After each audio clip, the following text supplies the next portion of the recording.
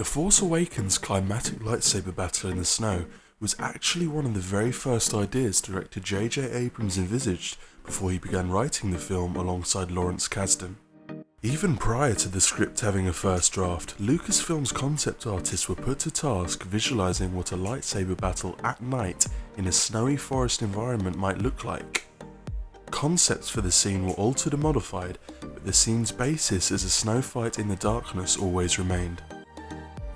Starkiller Base, the eventual setting of the duel, was originally going to be set amongst the ruins of the former rebel base on Dantooine, as referred to by Princess Leia in A New Hope. But as the concept of the snow battle developed, Abrams and Kasdan combined it with their new superweapon, in doing so creating Starkiller Base itself. Initially, a location shoot was considered. Such a choice had certainly worked wonders for the forest sequence in 2004's House of Flying Daggers. But due to the fact that a nighttime setting would severely restrict the schedule, the production design team led by Rick Carter and Darren Guilford began to brainstorm a solution. The general logistics of shooting in a dark, cold and potentially remote environment led to the team presenting a new plan to J.J. Abrams to create a uniquely detailed closed environment on set that could do the job, along with real trees and hundreds of tons of snow. Abrams agreed that a set would work best, and work quickly began on creating the forest on a soundstage at Pinewood Studios in London. Distant backgrounds were painstakingly hand-painted on the outer walls, while blue screen was also used to give the effect of a much larger space. One of the most impressive yet simple feats of the lightsaber battle in Episode 7 was the fact that the lightsabers appeared to cast strong, realistic light in the woodland environment. It seems a given, but it hasn't really been the case in previous Star Wars films, which largely used colourless lightsaber rods except for a short scene between Anakin Skywalker and Count Dooku in Attack of the Clones. The reason why light was so realistic in The Force Awakens is because the prop lightsabers contained lit blades for the first time ever. This was a huge triumph for the prop department, as lightsabers with lit blades had never been durable enough to withstand such serious abuse before. Just ask anyone who's ever broken their beloved FX lightsaber. With everything sorted in the prop department, the question of a fighting style for the battle and the new trilogy at large began to take precedence. In the course of the build-up to The Force Awakens, J.J. Abrams went to great pains to differentiate Episode 7 from George Lucas's prequels. One way of setting his film apart was to emphasize practical special effects whenever possible, and another, to stage the lightsaber battle differently than Episodes 1, 2 and 3. From the very first lightsaber duel in Star Wars between Obi-Wan and Darth Vader in A New Hope, lightsaber fights in Star Wars gradually became more and more elaborate. In the prequel films, the fight choreography became unprecedented in its complexity, as George Lucas hoped to portray the Jedi in their prime. But such a reasoning made little sense for Episode 7, given that the Jedi were depicted as myth, legend and memory. Hoping to distance himself from the prequel trilogy, Abrams therefore took inspiration from the rawer lightsaber battles of the original trilogy to form his film's fighting style. In the prequels, lightsaber users such as Qui-Gon Jinn, Obi-Wan Kenobi and Darth Maul had been trained their entire lives, so the level of skill that they have with their weapons was higher and more polished than characters such as Rey, Finn and even Luke Skywalker, who hadn't been able to hone their techniques with years of practice.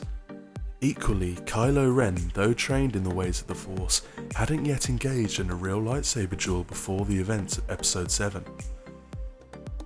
J.J. Abrams later explained that the duels in the original trilogy felt more powerful to him precisely because they were less slick than in the prequels. The more primitive, aggressive and heart-stopping lightsaber fights of the original trilogy therefore formed the basis of the encounter between Kylo Ren, Finn and Rey.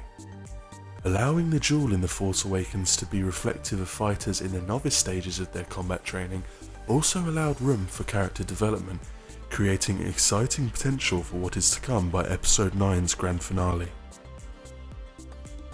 Adam Driver, John Boyega and Daisy Ridley spent some 3 months preparing for their lightsaber scenes in the film. Driver claimed that getting his costume on was such a hassle that by the time he was fully clothed, he was perfectly angry enough to play the part.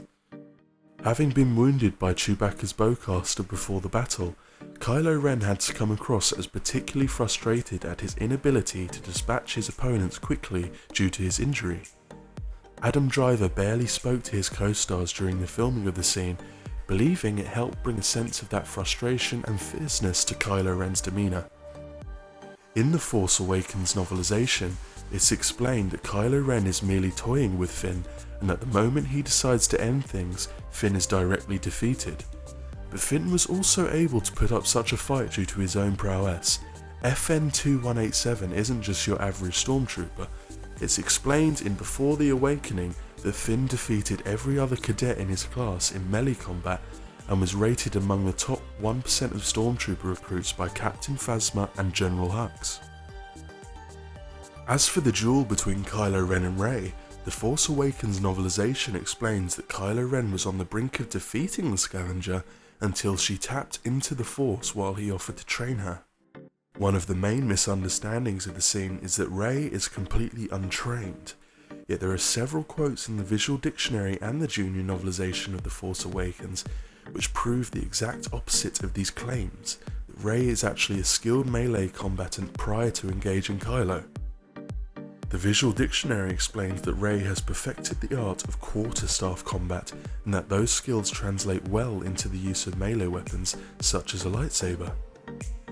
Likewise, the Force Awakens novelization states that while her sword strokes were unpolished, it was clear that she knew how to fight with hand-to-hand weapons. Once the snow battle was filmed, the task of editing the scene fell to longtime J.J. Abrams collaborators Mary Jo Markey and Mary Ann Brandon. Markey and Brandon hoped to portray a sense of silent conversation through the looks the characters gave each other and the way they raised their weapons, without having the scene be dialogue focused. They visualized the snow battle as its own method of communication, arranging different points within the battle in which the characters have to stop and look at each other rather than speak. The sparseness of dialogue within the scene also emphasized the primitive nature of the fighting between three characters largely inexperienced in the art of dueling. The marketing of the scene prior to the release of Episode 7 went to great pains to disguise Rey's involvement in the scene, while emphasizing Finn's in an attempt to disguise the film's plot. The marketing campaign was so successful that many fans believed that Finn would be the main new Jedi of the film prior to its release. It remains to be seen whether the marketing of The Last Jedi will pull any similar tricks, but one thing's for sure, the saga's next big lightsaber battle is just around the corner.